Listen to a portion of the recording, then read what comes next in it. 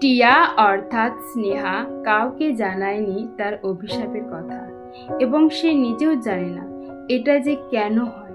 সে শুধু এটা একটা অভিশাপ ভাবত এবং কষ্ট পেত। সে বলতো, যদি মানুষ হওয়ার চেয়ে পুরোপুরি পাখি হয়ে থাকতাম, তাহলে আমি সব সময় সবুজ গাছে পাড়ি জমাতাম আর একটা বাসা বাঁধতাম। কিন্তু একদিন সবুজ গাছের ডালে বসে টিয়া অনেক কথাই বলল এবং শেষে সে বাড়ি ফিরল।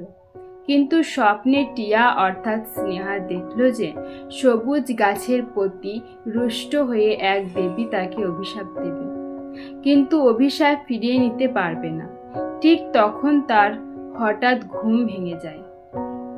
তখন সে মানুষ রূপে সবুজ গাছের কাছে যায়, কিন্তু দেখে সবুজ গাছ এখনো ভালোই আছে এবং সে দূর থেকে দেখে এবং ফিরে আসে।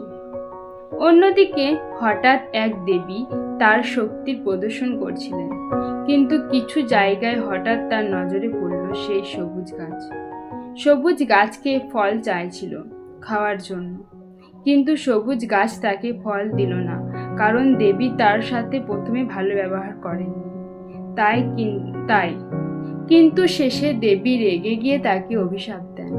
তখন সবুজ গাছ রুক্ষ শাখা প্রশাখায় পরিণত হয়, কিন্তু সেই দেবীটি তার ভুল বুঝতে পারে এবং অভিশাপ ফিরিয়ে নেওয়ার চেষ্টা করে, কিন্তু ফেরাতে পারলেন না।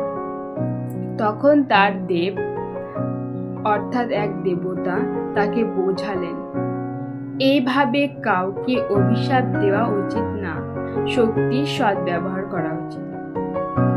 তো আমাদের গল্প এতদূরই ছিল। নমস্কার।